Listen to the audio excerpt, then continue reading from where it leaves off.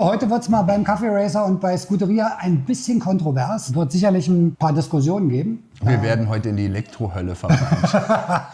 Also wir laden euch heute mal zu einem netten, kontroversen Gespräch ein in den Kommentaren unten. Wir können uns da mal ein bisschen austauschen. Wir gehen heute mal in den Elektrobereich rein, denn ja, Micha hat die Türen aufgemacht im Laden und mal was anderes reingelassen, außer Verbrenner, und zwar dein erstes Elektromodell, ne? Nee, ist nicht das erste. Nee, das zweite? Dachchen. Das ist schon das 4. oder 5. Elektrofahrzeug. Ja. Modell das 2. ja. Wir hatten schon die Vespa Elektro auch hier. Was war jetzt der Grund, warum du gesagt hast, jetzt muss ich in meinem Laden neben Lambretta und Vespa auch was Elektrisches haben? Fahrdynamisch. Tatsächlich geht es um nichts anderes, als zu zeigen, guck mal, gibt's auch. Hat seine Daseinsberechtigung. Absolut. Also es ist der Antrieb für die Stadt, finde ich persönlich tatsächlich. Auch als alter Motorenschlosser.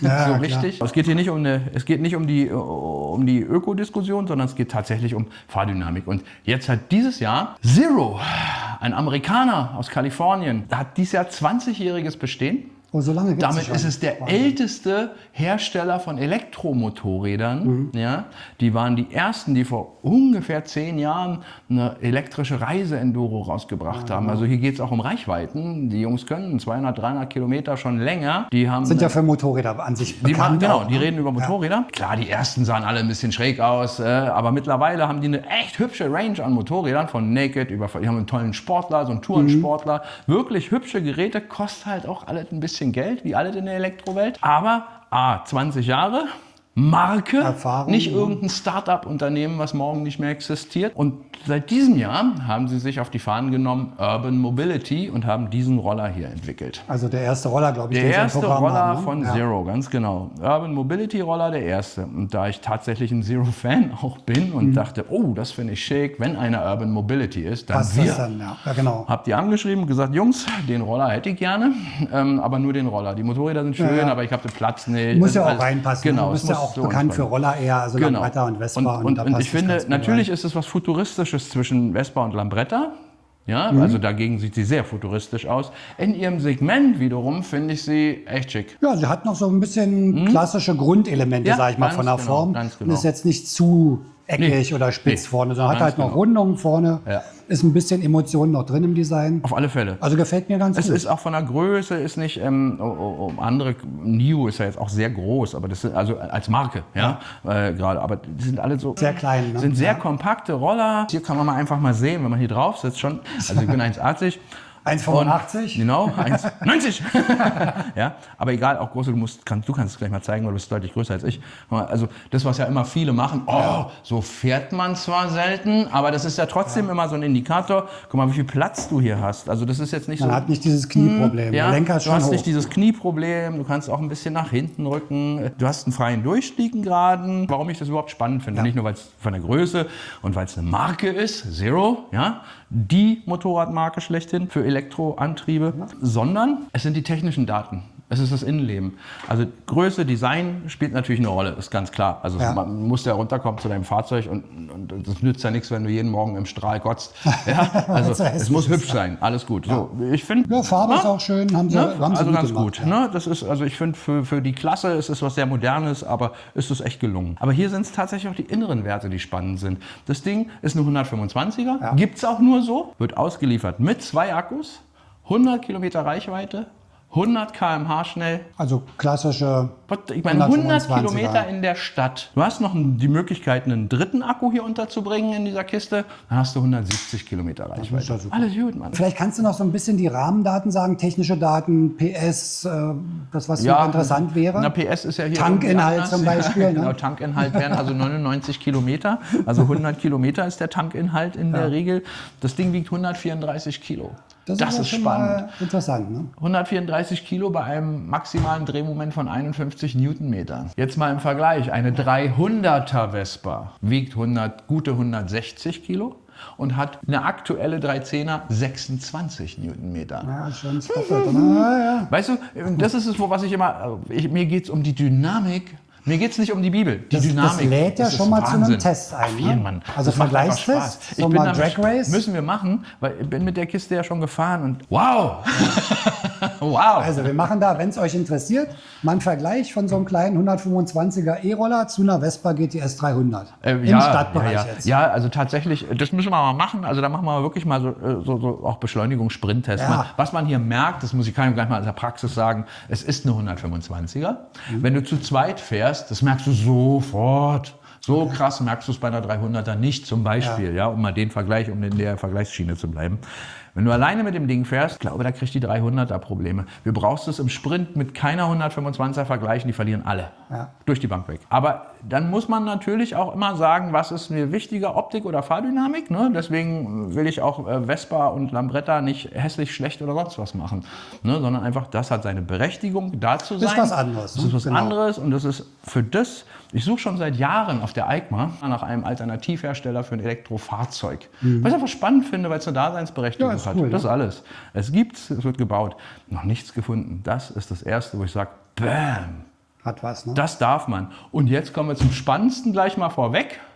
Das Ding kostet 5,1. Noch irgendwelche Fragen? Habt ihr gehört? Keine? Danke. 5.100 € für eine 125er B196er Führerschein. B196 und damit Gute seid ihr die Reichweite. schnellsten B196er Fahrer. Das ist aber ein guter Preis, ne? Also, Ein super Preis. Ist ein super Die Preis. Vespa für kostet, eine- die GTS kostet über 1.000 € mehr. Ja. Die Primavera kostet fast 1.000 € mehr als 125er immer. Bei Lambretta kannst du da runterbleiben, deutlich sogar, das geht. Bei Vespa keine Chance.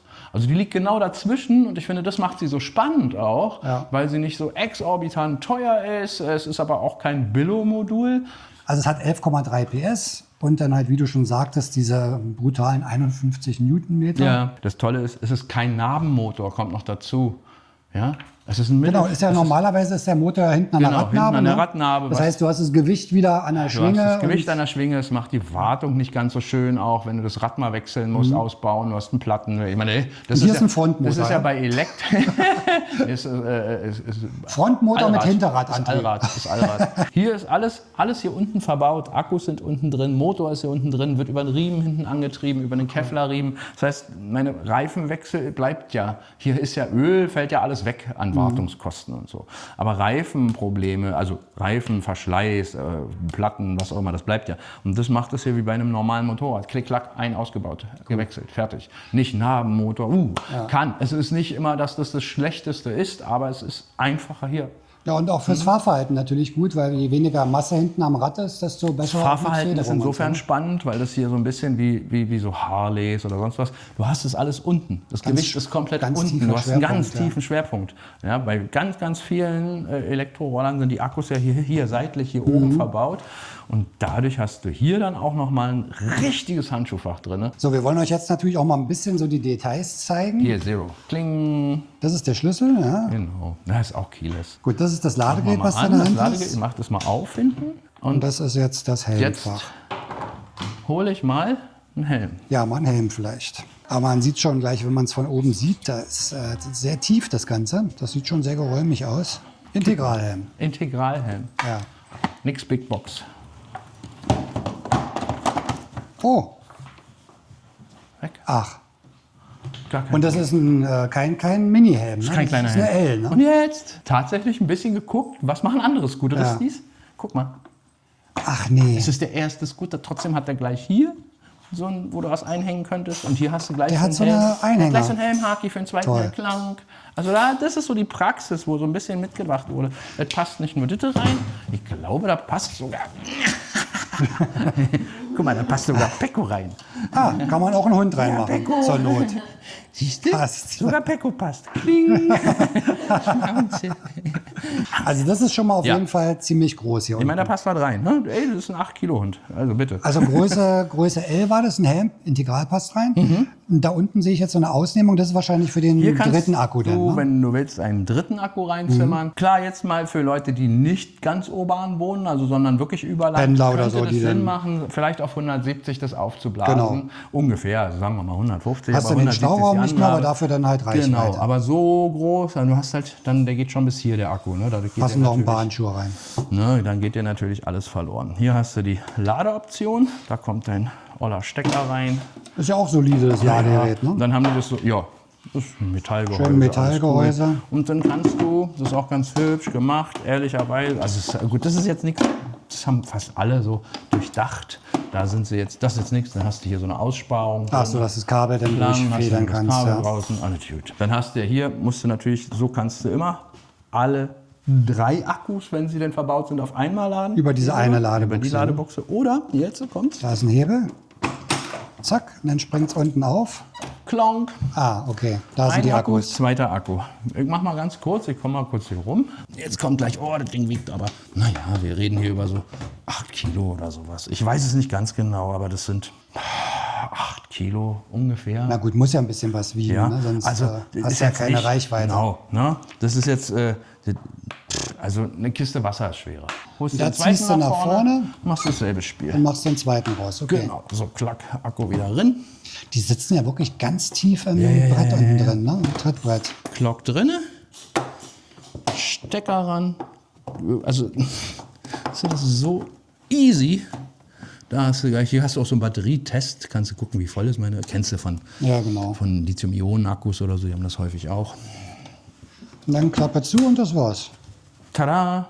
Saubere Sache. Und das ist jetzt gar nicht auch so tief unten. Ja. So haben sie schön verbaut, das Haben sie Ganze, cool dass es mitgedacht, drin ja. ist. Also alles unten drin und dann komm mal rum. Hier hast du das. Hier sieht man dann eben auch, guck mal, ganz klassisch, so fast schon Harley, Riementrieb. Ja. Ne, Riementrieb, der Motor ist da, da ist der richtige Motor drin.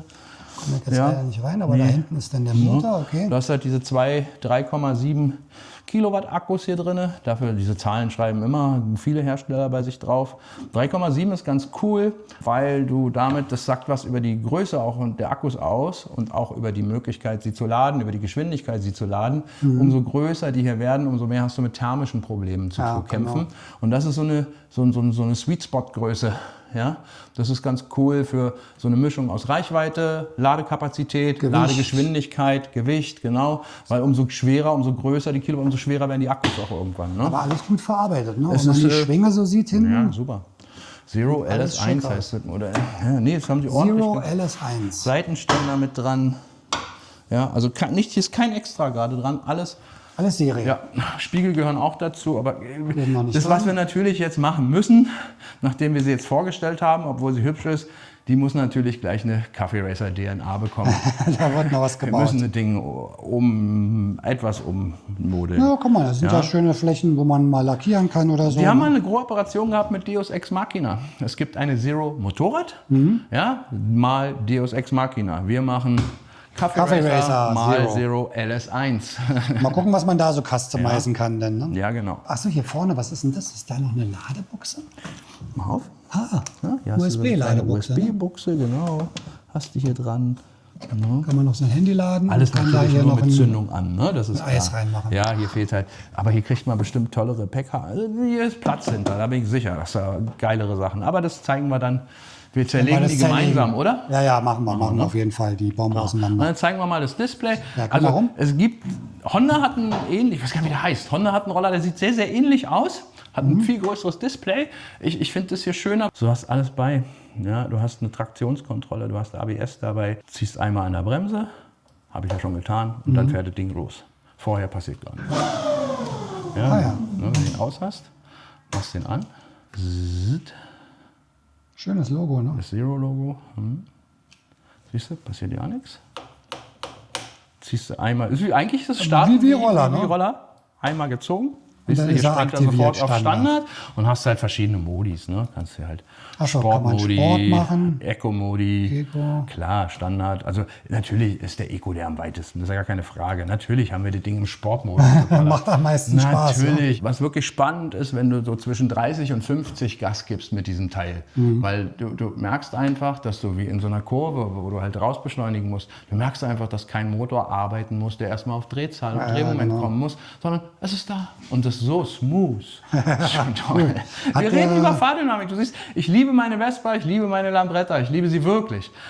Die hier Ja, ist Elektro mein ist was dritter. anderes. Und diese Umbaugeschichten für die Oldies, das was für echte Enthusiasten. Ich wollte ja eigentlich eine Small Frame und eine Wide Frame, habe ja beides noch als Oldies stehen und umbauen. Das vernünftigste Kit von Prosimo kostet 4 Mille für die kleine, mit einem kleinen Akku. Da hast du noch Und nicht bist den bei einer Roller. großen, bei einer Wide Frame, ich habe noch eine wunderschöne VBB stehen, bist du bei 8 Mille. Boah. Guck mal, hier hast du für 5 einen Ja, fertigen. aber 5 ist schon eine Ansage. 5.1 ist eine richtige Kampfansage. Kann ich hier irgendwas umstellen, dass ich sehe, wie die Reichweite eigentlich ist? Das Mit ist ja Sicherheit. vielleicht Dann bei musst du dich einem- durchs Menü durcheiern.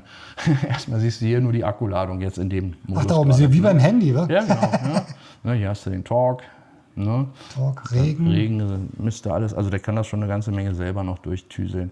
Da muss ich mich aber auch noch mit auseinandersetzen. Ja, das mache ich kenn dann, das wenn noch ich nicht die, auswendig. das mache ich, wenn ich die Testfahrt mache, dann Ja? setze ich mich da mal ran. Ja, genau. Und guck was mal, ich was super da- witzig finde, jeder Elektroroller hat ja einen Rückwärtsgang.